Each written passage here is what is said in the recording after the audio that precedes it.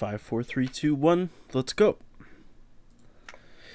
Hello, everybody, and welcome back to another fantastic episode of the Marauder Morning Podcast, brought to you by CFMU. I'm here with two of my favorite guys, Mark and Ryan, once again, for some sports talk content, some commentary, some insights and inquiries into the world of professional athletics.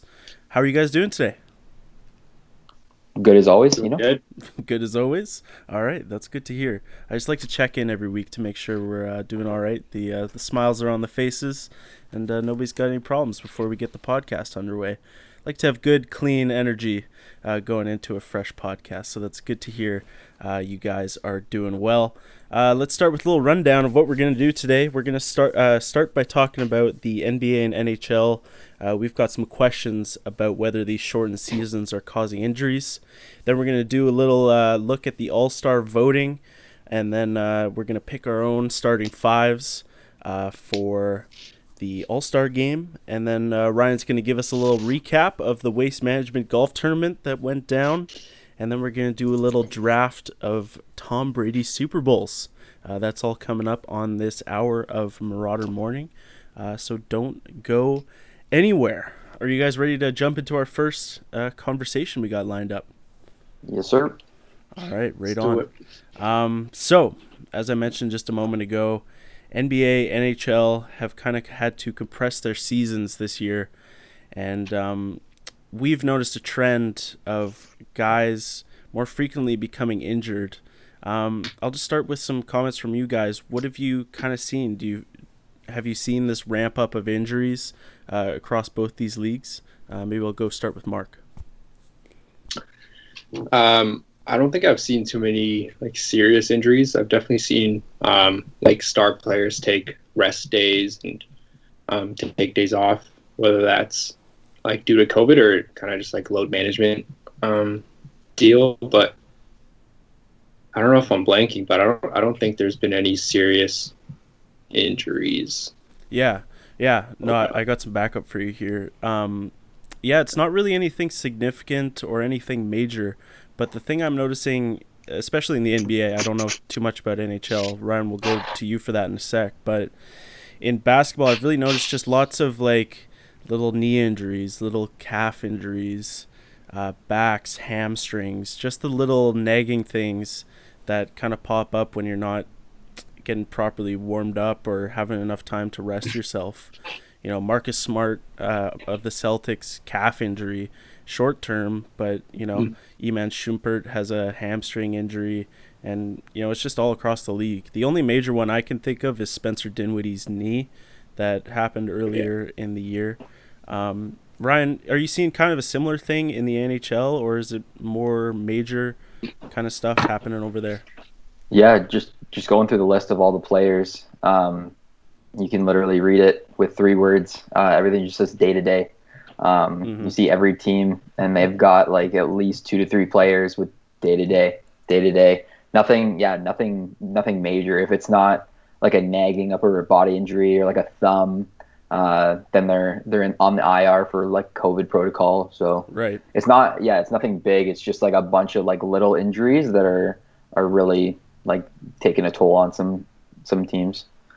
Yeah, it's kind of an interesting little phenomenon. I mean, in both these sports, guys are susceptible to injury, so we don't want to act like injuries are a completely new thing. But I think it's kind of an interesting thought. Do you think these leagues should look at something as drastic as redoing the schedules, taking a pause on the seasons, and maybe looking at spreading out the season, even fewer games? Or do you think it's just better to keep going how we're going?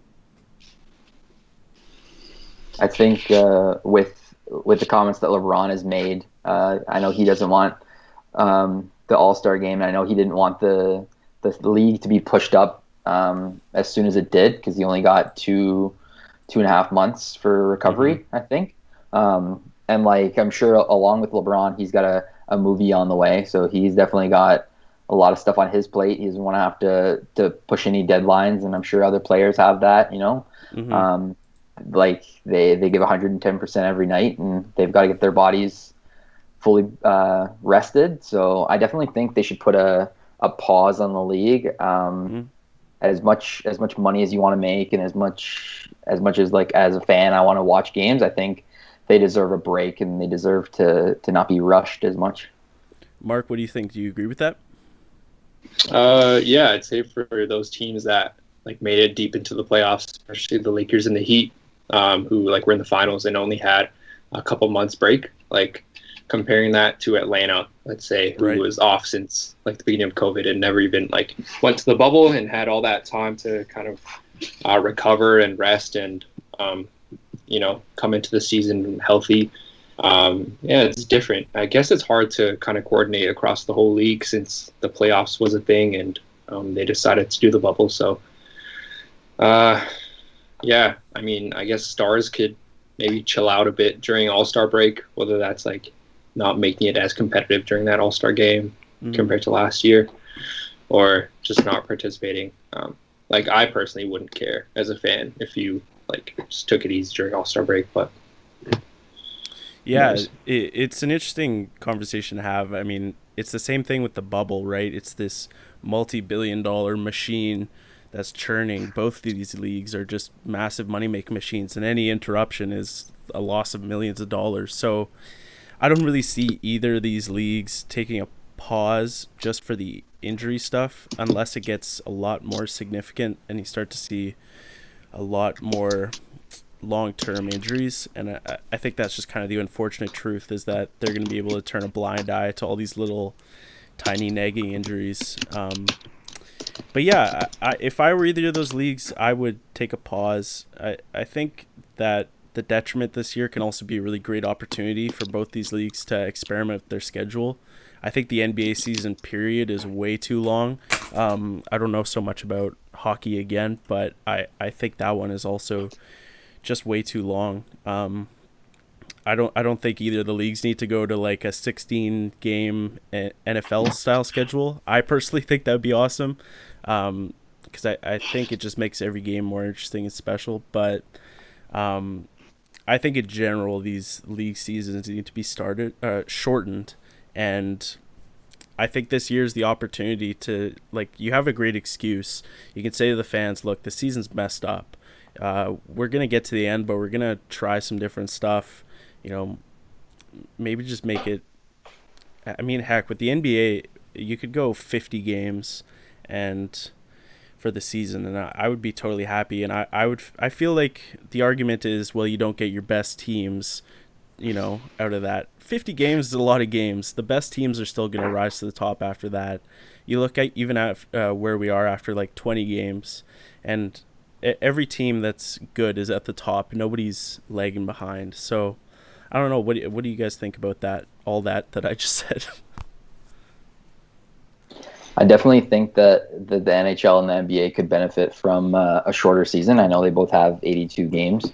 Right. And yeah, I just think you see a lot of guys within like the last, I'd say like 10 games of the season, they're taking rest days, and their coaches want them at their best for the playoffs coming up. So I think even shortening it down 10, 15 games and seeing how that goes, I think that could benefit them a lot, just with everything going on. And yeah. Mark?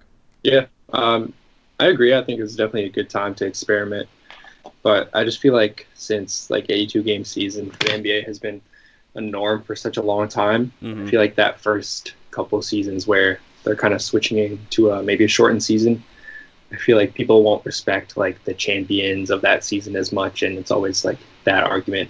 Like even with the Lakers last year, like the bubble championship, right, there's always that like asterisk by that name, and so I think that's just going to be maybe a problem. But yeah, it's a good time to experiment, though. Yeah, it's a totally fair concern. Like anytime you lengthen or shorten a professional sports season, everyone gets up in arms. But I think if you're the league, you have to do what's best for your players, and fans will come along. Look, it's still going to be basketball. It's still going to be hockey. And whether or not it's 82 games or 60 games or 40 games, we're still going to get the best team. I don't think anyone's going to argue that the LA Lakers weren't the best team in basketball last year. I don't think anyone's going to argue that even the Tampa Bay Buccaneers, they didn't have a shortened season, but a messed up season. They're still the best team in football. So, you know, if you play like 4 games, you're going to run into trouble. So we're not going to go that low, of course. But, you know, any teams will adjust and the sport will even itself out. It's not like we're going to have anarchy and chaos and all these stadiums are just going to burn to the ground just because we change the schedule a little bit. So, yes, there will be pushback from fans for sure. It's going to make the record books a little wonkier, but I think we're coming to a head with all this stuff, especially with the player empowerment era that's going on across all sports. Guys just don't want to play that many games anymore. Any other thoughts on this conversation? This is another one where we don't have any real solid answers or fixes for anyone. It's kind of a time just to like brainstorm. Yeah. No, I don't know. Even like some analysts have been talking about like a tournament similar to March Madness to kind of replace the playoffs. It's just cool to kind of think about like how that would look. Mm-hmm. I think. Yeah. Like imagine like I don't know, who's the 8 seed, like the Charlotte Hornets against the Bucks in a 1 game, like do or die, and then Charlotte wins and then Giannis is out. Like I think it'd create like cool storylines and narratives for a season. Mm-hmm. Yeah, I always love single elimination tournaments. I find that NHL, NBA playoffs in the first round can be borderline unwatchable at times. Just when you're like, who wants to sit down and watch Game 3 between the Pacers and the Pistons or whatever? You know, like nobody cares. But you get those single elimination games. I think even early in the playoffs, and then maybe you move into a best of 3 or best of 5. But yeah, like you get some really interesting stuff, and football is the greatest example because all their playoffs are single elimination, and you get great underdog stories in the playoffs. I think of like the Steelers back in 2005. They were the 6th seed in the playoffs, the lowest seed, and they went on the road and won 3 games straight to get to the Super Bowl and then eventually win it. If it's 7-game series, which would never happen in football, but theoretically, I don't think they make it out of that playoffs, and I don't think we have that cool Steelers championship from 2005. And you know, who knows what kind of things happen. Think how many game ones that LeBron has lost in his career. Quite a few interesting ones. Maybe some of those Pacers series back, the Roy Hibbert years. Maybe those go the Pacers' way. Yeah, it's interesting. Yeah. Well, there we go. We kind of tangented off into playoff stuff. But, hey, I fell in love with that March Madness idea last year in the bubble. I was all over that. I said, bring all 30 teams. Let's go. Let's do it. Like, underdogs sell. Like, people are into those, like, Cinderella stories. Like, imagine if Phoenix, like, with their winning streak that they had, like, imagine if they made it to the finals because of that. It would be so wild. Who knows, right? I would have been a fan of that. That would have been awesome. You throw that Suns team into single. What'd they go 10-0 or whatever? 8-0, I think. 8-0. They beat some legit teams. So, I mean, who knows who turns it on, who turns it off in the playoffs? But you know, we can't find out unless we try. So, man, exactly. I would be all over that personally. But Damian Lillard, playoff Damian Lillard in a single game elimination. I don't think he's losing. Yeah, I mean, you can pull a million different examples, thoughts from over the years, right? Like the Utah Jazz Bulls finals from the late '90s, right? Maybe Jordan has 4 rings, and Karl Malone and Stockton have 2 if it's a single elimination game. But hey, who the heck knows? We're throwing out what ifs at this point. Yeah. Any other thoughts on the injury bug conversation from you guys before we move on? I think that would help the longevity of the athletes too, if they only had to play like 1 game instead of a 7-game series and then hop right into another 7-game series. I think that would really help, but obviously speculation. Yeah, like, I mean, LeBron has been around forever, but think about how many playoff games that guy's played in his career, right? Like another 150 or something. I forget what the exact number is, but it's a lot of games to be tagging on to the end of your career. And if you're playing 4 pointless ones against some crap 8 seed, you know, it's kind of a waste of your time, personally, I think. All right, let's move on then. Thank you guys for your contributions there.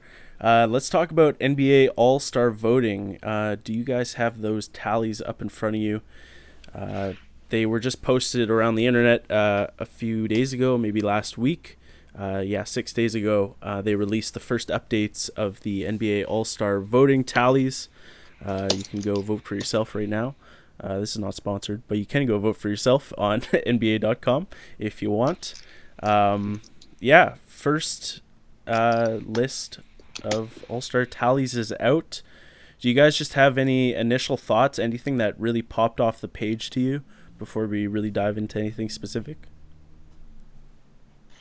It's just a popularity contest for the most part. That is true. Yes, that is the big takeaway every year. Is it's a popularity contest. You look at the leaders right now. I mean, Kevin Durant, Bradley Beal in the East, and in the West, Steph Curry and LeBron James. Steph Curry's having a great season, but that team is not good, and he's not playing his best. But he's still leading the next leading vote getter in the West by 800,000 votes. He's 800,000 ahead of Luka Doncic. And I don't think he's 800,000. He's certainly not a million votes better than Damian Lillard. I'll tell you that. So yes, it's important to say that it is a popularity contest. Mark, did you have anything that stood out to you? No, not really. No? Yeah, I mean... No, yeah. Similar to Ryan. Yeah. I think everyone knows it's just like fan voting's popularity. It's pretty average, yeah. A couple ones I want to point out here, though. Number 10 in the front court for the West is Carmelo Anthony. So there you go for the popularity contest. Carmelo is like the 11th man on that Blazers team. So, yeah, there you go. But some other interesting ones. Christian Wood, my guy, out in Houston, getting a lot of votes. Only just behind Andrew Wiggins of Golden State, which I thought was kind of another weird one. Just some odd picks intermixed with some way too popular votes, intermixed with some way underrated guys. And Klay Thompson, who hasn't played a game this year, has the same amount of votes as Shai Gilgeous-Alexander. So yeah, I hadn't noticed that. Another point. Yeah, another great point to your popularity contest. Klay Thompson, who hasn't played in 2 years now, is the 10th leading vote getter for West All-Star guards. So there you go. Take it as you will. Do you guys have anyone in here that you think is way underrated? Who do you look at and kind of say, okay, this guy needs to have a lot more votes? For me, that would be Jeremy Grant of the Pistons. I know that guy was like a third, fourth option for the Nuggets, and he was just like scratching at the surface. He wanted more minutes, and the Pistons are giving it to him. And I think he's averaging like 20-something.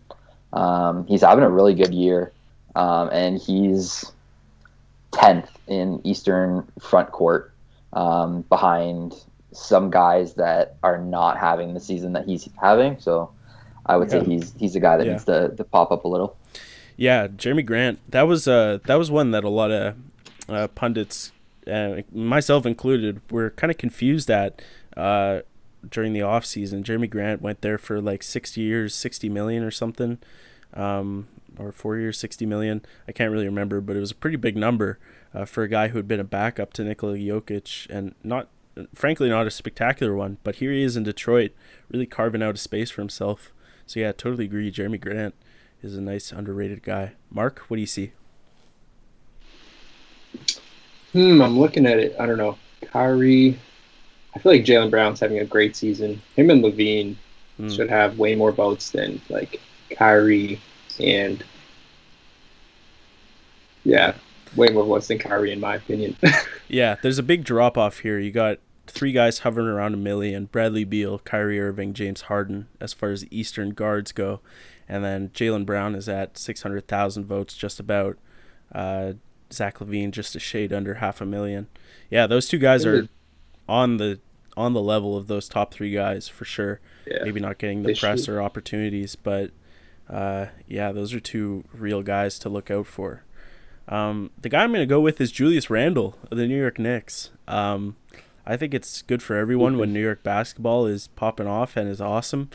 Julius Randle has kind of emerged as the leader of that team. I don't know who you point to and go as the leader, but Julius Randle's been there the longest, I guess. So we'll call him the leader of the Knicks, and having a good season, a really good season. Hanging around Giannis numbers, kind of. Doesn't play awesome defense, but yeah, he's 8th in Eastern Front Court voting right now, and I would bump him way up there. Anyone else you guys see as underrated you want to point out? For me, Colin Sexton and Fred Van Vliet. Those are my guys. Freddie popped off with a 54-point game earlier this year, and Colin Sexton, him and the Cavs, they beat the Nets back to back. So I think it'd be a nice time to give all these underrated guys who are overlooked a spot in the All-Star game. Yeah, I'm looking at the All-Star voting on Twitter right now, and the first response tweet is from at Raptors Wave, who says, "Where the F is Kyle Lowry and Fred Van Vliet? Completely left off the list." I don't know if Kyle Lowry really has done enough this year, but yeah, Fred Van Vliet, 54-point game, playing up to that contract more or less as we sit here right now. And then yeah, Colin Sexton, the Kyrie killer, another good pick by you there, Ryan. Doing a great job anchoring a Cleveland team with no direction. I don't know where those guys are going, but they're doing it with Colin Sexton at the lead. So there we go. Yes, sir. Stupid. Let's go the other end of the spectrum here, guys. Who is way overrated? Maybe let's try to stay away from the obvious ones at the top. But if you feel strongly about it, I'll accept it. Who do you feel is most overrated? Anyone can go first. Luka Doncic. Him and the Mavs are not playing well, and even though I think he's doing pretty well this season, him and the team are just not performing. So I'd say he could be a little lower. Mm-hmm. Yeah. Mark, you got one? I can go first. While you're looking I'm there. looking at the list. I'll say Zion. I think Zion's a little overrated right now. We're all trying to project Zion into all-star status. We all want him to be there, me included. I totally want him to be the awesome guy we all think he can be. But Zion does not play defense. It's not that he plays bad defense. He just doesn't play it. I don't know what he's doing out there, but it's not defense. Every time he's out there anchoring down low in the post, they are terrible. And when he's out there with Steven Adams as a pair, those guys just don't work. So I'm going to go with Zion just because he doesn't really play defense. He's doing great on offense, but I don't think he deserves an all-star spot where we sit right now. All right, Mark, did you have time to find one? And just in terms of votes, I guess Curry's getting a lot more votes than he should. That's right, but, yeah. I don't know. I guess I agree with most of them, to be honest. Yeah. Yeah, look, like the popular players are good, so they do deserve all-star spots for the most part. Yeah. So it's kind of tough to really pick this all apart super well. Let's move it on then. Where are we at? We're about 23 minutes into the show. That's a good place to get into our all-star starting fives. Does anyone want to go first? Do you want me to go first? I got my ideal starting five right here. Or anyone else can go first. Do the honors, brother. All right, I'll go first. Thank you, Ryan. My all-star starting five. We didn't actually talk that much about what we were going to do, so I couldn't remember if we decided to do two separate starting fives for East or West or just one. I ended up just doing one, but if you guys have something different, that's all right. We're easy here. So my starting five, at the first guard spot, I got Damian Lillard. Averaging 29 points, 4.5 assists, 4.5 rebounds a game, 7 assists a game. Here we are. It's another season and another year where Damian Lillard is wildly underrated and totally forgotten about. But Blazers aren't doing amazing again, but Dame Lillard is that dude. He's that guy. Having just as good a season as Steph Curry and has like a quarter of the votes for the All-Star game that he does. Dame Lillard doesn't get nearly enough love, so I'm giving a little to him right now. Dame Lillard at the first guard spot. I'll just run through all of these and then we can talk about it. At my second guard spot, I got Zach LaVine, 27 points, 5 and 5 rebounds and assists, shooting 40% from 3-point. If you remember just a few years ago, Zach LaVine was a terrible 3-point shooter, but he's been in the lab working on it, and it's really paying off this year. At my first forward spot, I got LeBron James, of course, 25 points, 8 rebounds and assists a game, 40% from 3. It's just another year for LeBron. I tried to be contrarian, but LeBron has to be on there. At my other forward spot, this is where I went contrarian. I went with Domantas Sabonis, 21 points, 12 rebounds, 5 assists. That Indiana Pacers team got rid of Victor Oladipo, hasn't gotten anything from Karis LeVert yet as he's recovering from kidney cancer, it sounds like. And Domantas Sabonis has just been anchoring them on defense, on offense. He's doing it all, and they haven't even really missed a beat since getting rid of Oladipo. So Domantas Sabonis is my dude at power forward. And that center, I got to go with my guy, Joel Embiid. 29 points, 11 rebounds, 85% from the free throw line for a big man. Underrated stat. Don't forget to look at those free throw percentages. JoJo gets there a lot, and he's hitting 85% of them. Has 20 or so triple doubles, or in their 25 games, something like that. So yeah, he's the dude. And then my reserve player, I know we didn't say to do this, but I had to give a shout out to Nikola Jokic, because he's playing awesome down there at the center spot. All right, thoughts, reactions? It's not a bad lineup. You had Jokic on your reserve spot, you said? Yeah, that wasn't mandatory, but I just had to give him a little shout out. Are we allowed to pick players that you've already picked, or Yes. should we stray away from that? Oh, okay. Yeah, this is not our draft for the week. We're just giving our ideal starting fives here. Okay. Anyone want I to did rip on teams. that? You didn't do what? I did 2 teams. 2 teams? Like all right. you. So Mark's got 2 teams. That's all right. We'll get 2 different styles here. Ryan, do you want to give us your picks? Yeah, sure. So at the first guard spot, I got my boy Freddie. Yes, sir. I got to give love to him. He's a bulldog. He can defend the tallest man in the league, and Kevin Durant. Popped off for a 54-point game this year. I love that. I love to see it. And I love to see that DeMar is still a good sport, and he was cheering him on. So at point guard, I'd pick Freddie. Right on. So shooting guard, I think I would go with Donovan Mitchell. Okay, yeah. He's leading that the Jazz team along with Mike Conley. Mike Conley kind of found his footing. But I don't think the Jazz would be. I think they're first or second in first in the West right now. Yeah, I don't think they would be there without Donovan Mitchell. So he's definitely my 2 guard. Small forward, I'm gonna go with Jeremy Grant. All right. Just because of the work he's been putting in, and I don't think Detroit would have beaten. I think they beat the Nets last night. Correct? Yeah, I don't think they would have beat the Nets last night without Jeremy Grant putting in work. And I think he deserves an all-star spot. So that's my small forward. Power forward, I'm going to go with you. I'm going to go with Domantas Sabonis. I think he's a beast down there.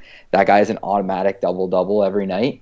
And it's so nice to have him on a fantasy team. So I'm going to go with Domantas. And at center, I went with the same guy you went with. Joel Embiid is looking like a monster this year. If he can stay healthy, there's no stopping Joel. Whoa. Don't throw out the if he can stay healthy. Don't be jinxing my guy. It's quick. Everybody knock on some wood. When he stays healthy. When he stays healthy, yeah. Joel Embiid is looking like a monster, and guys are around the league are telling the reporters that he's the hardest man to guard. So I'll go with Joel. And then my reserve guy, just because he's my guy, Devin Booker, out there with Phoenix. he's gonna take them to the playoffs this year. I guarantee it. So. Ooh, guarantee. I think that's our first guarantee we've ever had on Yep. Marauder Morning. All right, I'll have to write that down somewhere. Ryan is guaranteeing that the Phoenix side. Hey, I'm with you though. Phoenix all over it. Yeah. Hey, let's talk about Joel Embiid just because I wanna. Joel Embiid, MVP right now. I have to say, and I think just as to his development over the years, Joel Embiid when he came into the league was already one of the most talented centers in the NBA. And teams always, disliked playing him and had to game plan for him, and he's a real piece. But I think this is the first year we're seeing the fear from other teams and going, okay, Joel Embiid, that's the guy we got to key onto for this game. We're seeing everyone wants to put Ben Simmons and Joel Embiid on that same level, but I think we're seeing Joel Embiid really becoming the 1A superstar on that team, and Ben Simmons kind of becoming 1B as we sit here right now. Any thoughts on Joel Embiid, or do you guys just want to move on? I've always known that guy is so good, Mm-hmm. but I know his personality and his antics sometimes get the best of him. Yeah. So it's nice to see all that energy being focused on the court, and yeah, he's averaging almost 30 points, and 11 rebounds, and he looks like a monster. So yeah. Yeah, that's the other thing. Good thing you mentioned that the personal kind of growth, right? Like he just seems more mature and more into basketball this year than years past, where you mentioned he's had the antics and kind of seemed like he wasn't fully into basketball, but looks like he's locked in this year.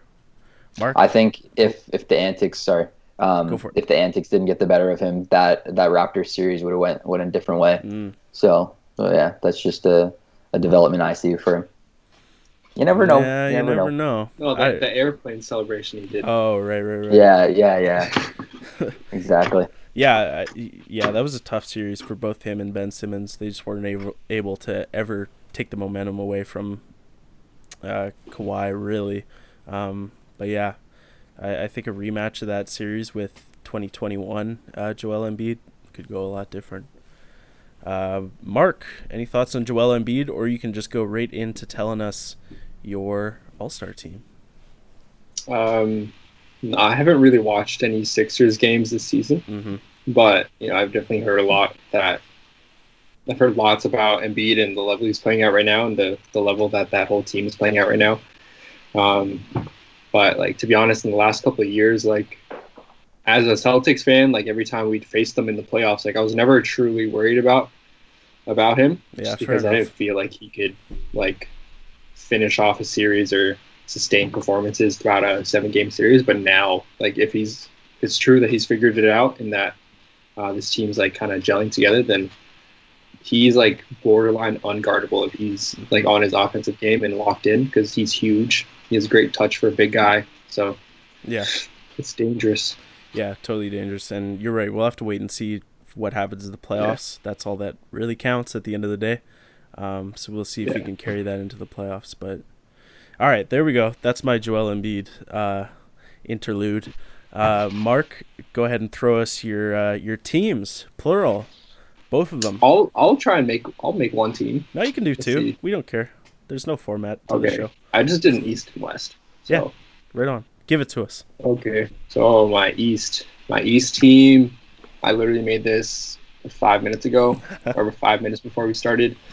But it is very unconventional in terms of positions. But it's Bradley Beal, Tatum, Kevin Durant, Giannis, and Embiid. Whoa, length. Very large lineup. Yes, sir. And then in the West, I got Curry, Lillard, Kawhi, LeBron, and Jokic. Give that to me one more time.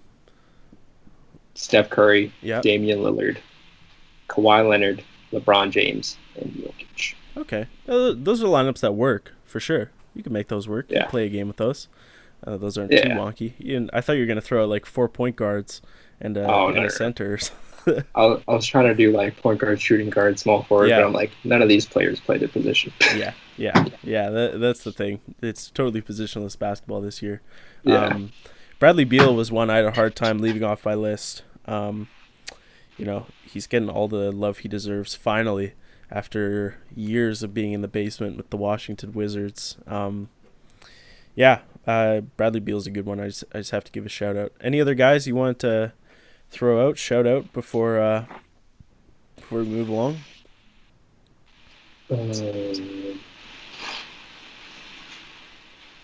Not really. I think I did my shoutouts. Yeah. Jokic was the only one I really felt like I totally missed leaving off my list. He's having an insane year. I think he's leading the league in player efficiency rating and double doubles and all that good stuff.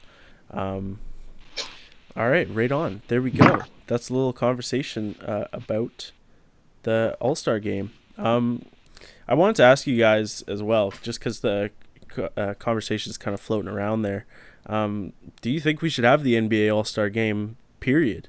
Kind of yes or no. It seems like the Players Association in the league wants to do it, but the players themselves don't seem to want to do it, or at least the most vocal guys don't seem to want to do it. So just taking in, everything we got going on this year, do you think that we should play an NBA All-Star game this year?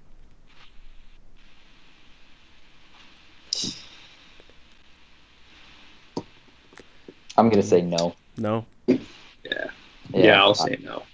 I wouldn't.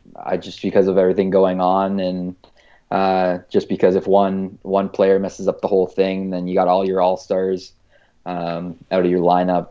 And I mean, I seen a good tweet. Someone asked, I forget who it was, but they asked, what do you think of LeBron's comments of not wanting the All-Star game? They were like, we got to follow the big dog. So I just think it's another story of if LeBron doesn't want it, then it doesn't happen. So. Yeah, that's a fair point. You think back to the bubble last year, Patrick Beverley, if Bron plays, we play, right? Yeah, exactly. LeBron is the vocal leader. Yeah. Mark? Yeah, I would say probably skip it this year. I just don't want anything to mess up the rest of the season and potentially cause for the league to postpone or suspend the rest of the season.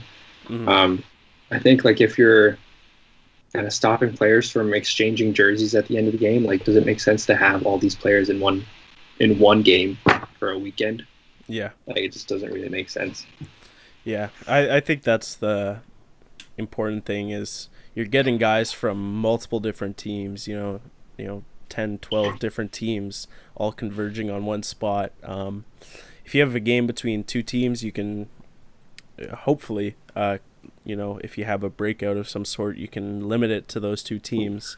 But if you get all these guys in one spot for, something as loose as the All-Star game, especially where guys are going to want to hang out with each other and, chop it up and all that good stuff, you could have a potentially expose, multiple teams and just have something catastrophic. So I don't think it's worth it at all to be doing it this year. I love the game. I love the dunk contest and the 3-point contest and all that stuff.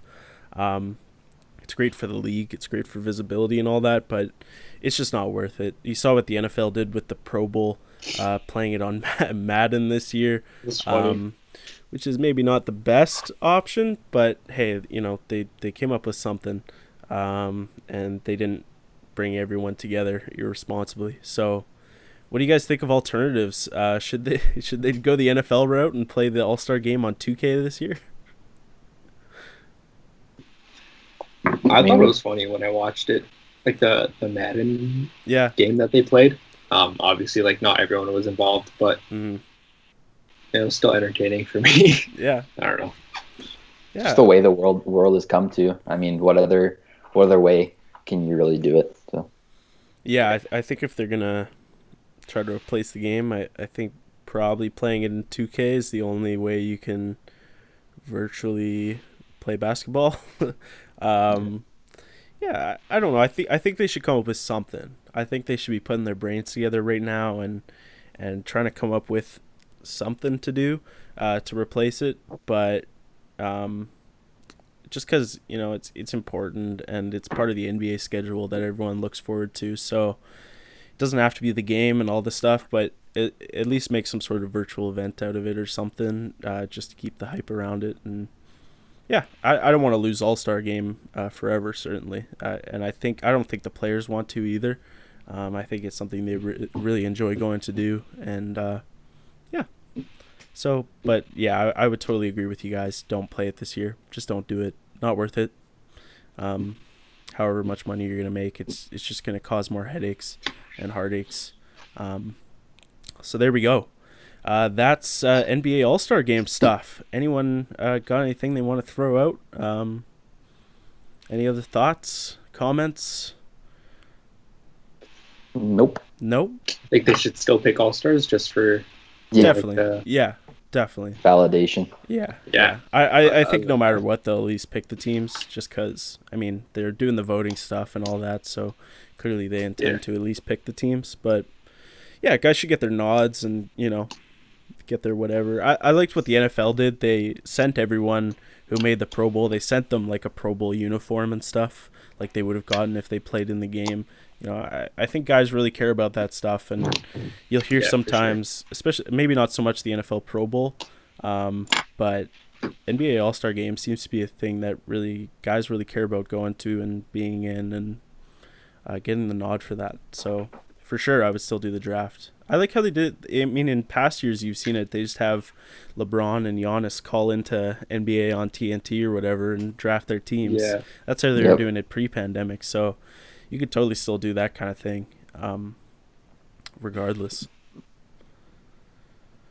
Definitely. All right. There we go. Definitely. Let's move on then, if you guys are good with that.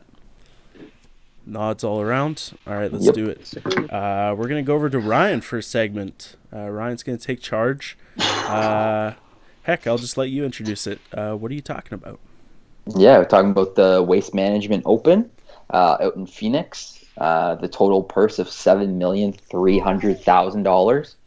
So obviously that's divided amongst the top 30. Mm-hmm. So yeah, it was nice. It was nice to have golf back, and it was nice to have golf back with fans.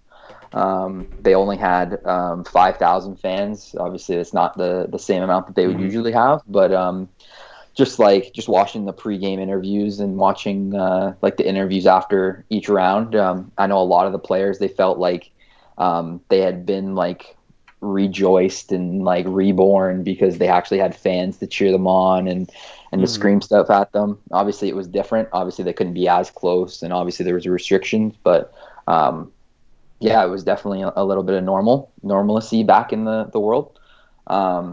So overall, Brooks Koepka, he won with a minus 19 score. Right on. He wasn't leading the tournament at all until the final day. He kind of came up from nowhere. Jordan Spieth was leading for a while there, and that's who I wanted to win. He's played a lot of really awful golf lately. Yeah. He's had to do some soul searching, and he finally came back. And I mean, it's not for trying. He's definitely been doing all he can, but just came up a little short on the end of the day. And yeah, with the whole fans thing I was talking about, there's a famous hole on the 16th hole. It's basically like a big stadium around a par 3. And I mean, you can either choose to silence the fans or amp them on. And that hole being played with no fans is absolutely the worst. Because I know from a fan perspective, it's literally just being in an empty stadium playing golf. It's nothing fun to watch. So it was definitely fun to watch that this year. Yeah. And just a couple other notes. Dustin Johnson, he didn't come out of here with a win because he didn't play. He decided to give himself a little bit more rest. Wow. So that was it. And I wanted to shout out Xander Schauffele, because he has been playing some excellent golf lately. 27 years old, looks exactly like Johnny Gaudreau, if anybody knows that guy. Okay. And he's been the runner-up for countless tournaments. Like he's been in the top 5 for I don't know how long, and I know he's itching to just win one sooner or later. So I hope he gets his turn. But yeah, it was a good tournament. And congratulations to Brooks Koepka. Right on. Brooks Koepka? I don't really know how to say it either. Koepka, I think. Yeah. Him and Jordan Spieth, like you mentioned, two guys who have had a real lull lately in their careers. So it's good to see them back. Jordan Spieth, who, like, I mean, 3 or 4 years ago or whatever, people were calling him, you know, the next Tiger Woods or whatever, if there is a next Tiger Woods. But, and then just kind of had a weird, all of a sudden fall off. No real injuries or no real, you know, personal stuff for any of the regular culprits for a career fall off. Just kind of slowed down a little bit, and same with Brooks Koepka. So it's good to see those two guys coming back onto the scene. Hopefully, you know, they could stay around. Both seem like great guys. And then who was the other? Xander? What was the last name? Xander Schauffele. Schauffele. All right, we'll keep an eye on that. Yeah, you see that sometimes with golfers where they just hang around the top 5, top 10 for a little while, and then all of a sudden they explode and win a couple majors. Like Patrick Cantlay, he hasn't won a tournament for a while, but he's the world number 2, just because he's constantly like number 2, number 3, number 4. He's always up there. So yeah. And I guess Dustin Johnson thinks he's Mr. Big Shot after winning his Masters. He can just take tournaments off now. Yeah. Just take a rest day. Right on. Yeah. I think, like you said, it's great to have fans back in golf. People might be saying, well, who the heck cares if there's fans at golf? But I think golf is one of those underrated ones that might be the worst to play without fans. Just because the fans are closer than normal sports. You get that awesome explosion of cheering sometimes at golf where it's totally silent. It hits it, and then it's just explosion of cheering. So, yeah, it's awesome to have fans back at golf. Or if you hit a bad shot and you get all the kind of shots. Yeah, golf is fun to watch on TV with fans. It's exciting, especially in the last, you know, since Tiger Woods came on the scene. You watch some of those old tournaments and everyone's kind of stiff, but you know, golf's kind of relaxed and the fans are fun. So that's awesome to have golf fans back. Yep. Mark, you got any golf thoughts over there? Was my boy Colin Morikawa? Colin Morikawa. I didn't see Colin Morikawa. Okay. So I don't know. So if he was there, unimpressive. If he was there, he didn't do too good. All right. Yes. Thanks for asking the important question there, Mark. Checking up on our boy Colin Morikawa. Right on. Yeah. Thanks, Ryan. Do you have any more things you want to throw in about the Waste Management Open? Unfortunate Not name. much. I'm just I know what it's like to play with no fans. So yeah, I definitely appreciate every time you play golf. Every time I play golf. Yeah, true enough. Yeah. You know what it's like to play with fans, right? Yeah, I was gonna say, dude. I do not. One day. But I can just imagine. Yeah, one day. One day you'll sneak onto a golf course during a major. Yeah. Be around it. You got it. I would love to go one of those golf tournaments. Augusta. I mean, Augusta's got a little bit of a racism problem, so I don't really want to go down there. But you know, Pebble Beach, or I can't really name any other ones, but any of those big majors would be fun to go to and just hang around for the day. You know, wear your seersucker suit and drink your mint juleps, and enjoy some golf. I would absolutely love to do that. There is one out in Toronto that comes Osprey Valley. Yeah. So that'd be fun to go to. Funnily enough, not the RBC Open, which is played in the States. Never got that one. The Royal Bank of Canada Open was played in the U.S. But there we go. Thank you, Ryan, very much for that report on the Waste Management Open. Thank you. Let's go on to our final thing. I'm actually leaving some time for the draft of the week this week. We're not just going to have 2 minutes at the end to bang it out. We're going to actually have some time here. We're doing a draft of the best Tom Brady Super Bowls. There's been 10 of them now, so lots of material to pick through. This was proposed by whose idea was this one? Is this Mark's? Or Ryan's? Ryan and I. I think both of us. Ryan and Mark together put their brains together and came up with this one. I love it. Let's go Ryan first, just because he gave that spectacular report on Waste Management Golf. I'll let you throw down with the first pick. Yeah, so my first pick is, I guess I'll start it off with a downer so we can get a little, get back up, just like his career. So in 2012, the Patriots and Tom Brady took on the Giants, and they ended up losing 21-17. And I think like a lot of superstars, I know LeBron, I know Jordan, you're really defined with how well you come back from your losses. And just seeing how Brady's career has gone from that loss until now. I think it was a real defining moment. I know he doesn't like that feeling.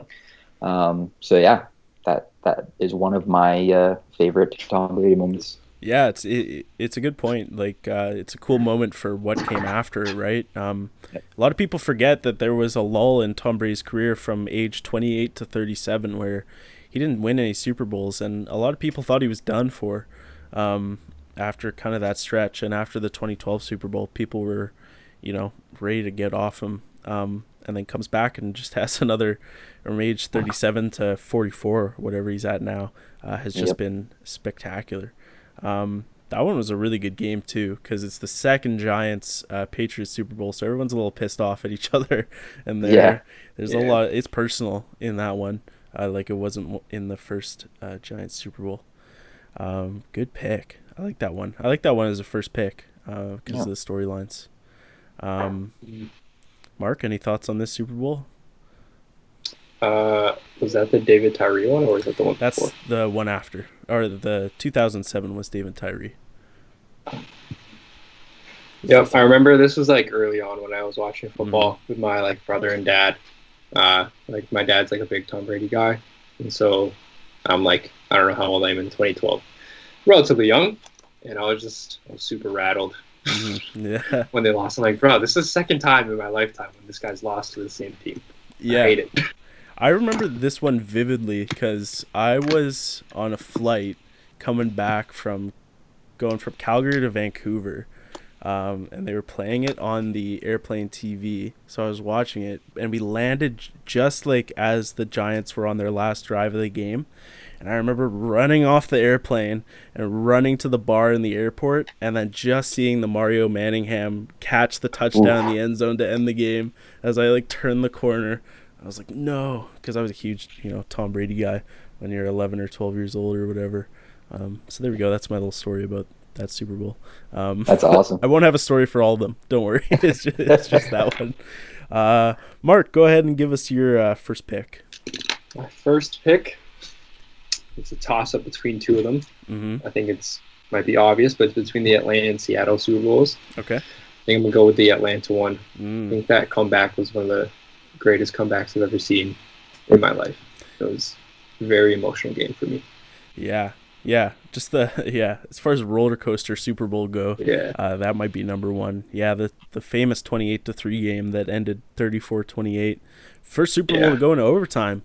So absolutely. Lots of crazy moments in that game. Yeah. What moment stands out to you? Oh man. I've watched this NFL Films video of this specific Super Bowl probably like 6 times. But it's like that one Edelman catch where that crazy catch was like an inch off the ground. The Julio Jones catch on the right sideline, leaning out of bounds.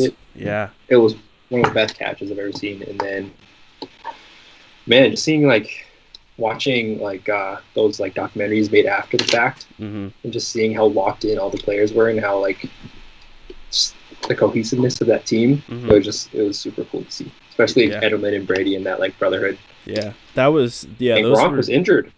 That's right. Yeah, Gronk was out for that Super Bowl.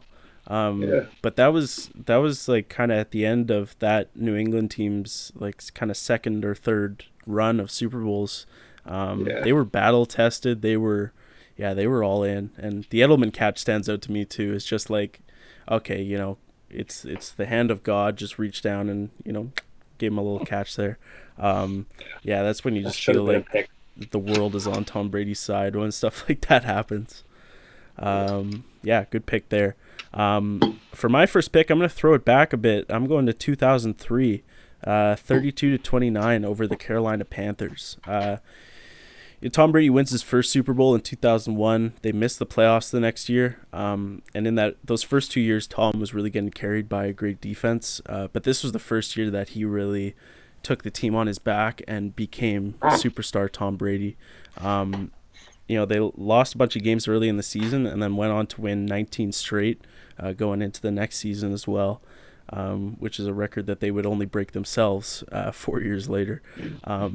So this is one of my favorite cool teams. You got a lot of cool defensive guys: Willie McGinnis, Teddy Bruschi, Rodney Harrison. Really fun defensive team that I really liked, even though they beat my Carolina Panthers. But I can't remember it because I was only 5 years old, so it doesn't really matter that much. All right, Ryan, your second pick, buddy. Yeah, my second pick is definitely this year's Super Bowl when they defeated the Chiefs. I don't think I've ever been so invested in a Super Bowl. And I mean, to hold a team touchdownless is a pretty incredible thing to do. I mean, without their kicker, they wouldn't have had any points. So. And then you just seen the pure domination from Brady and Gronk.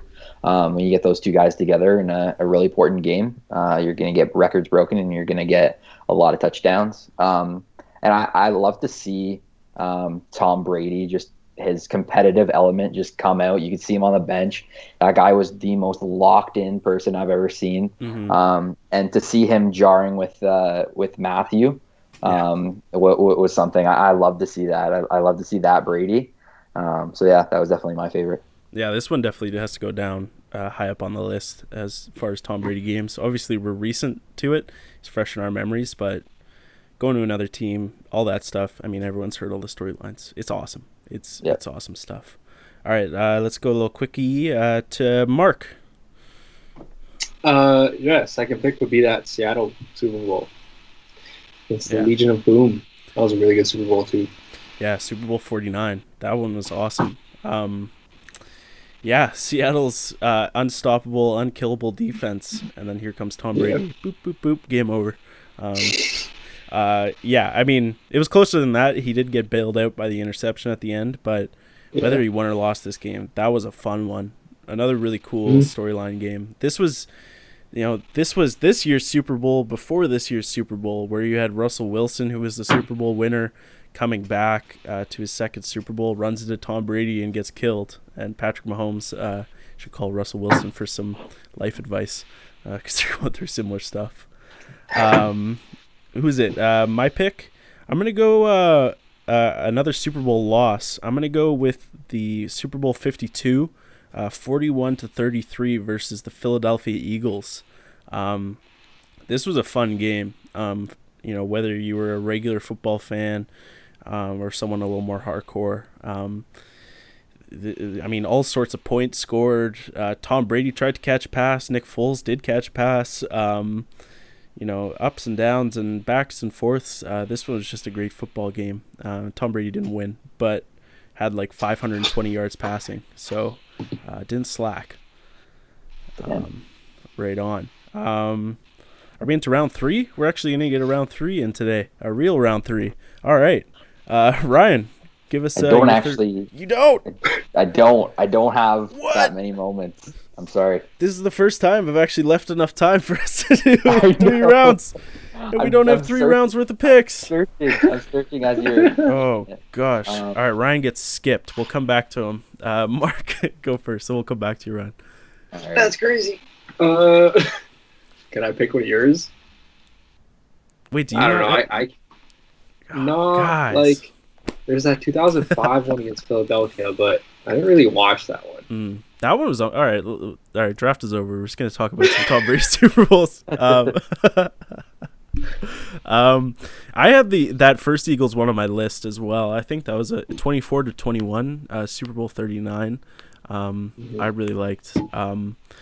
Terrell Owens playing on a broken leg. Donovan McNabb threw up in the huddle.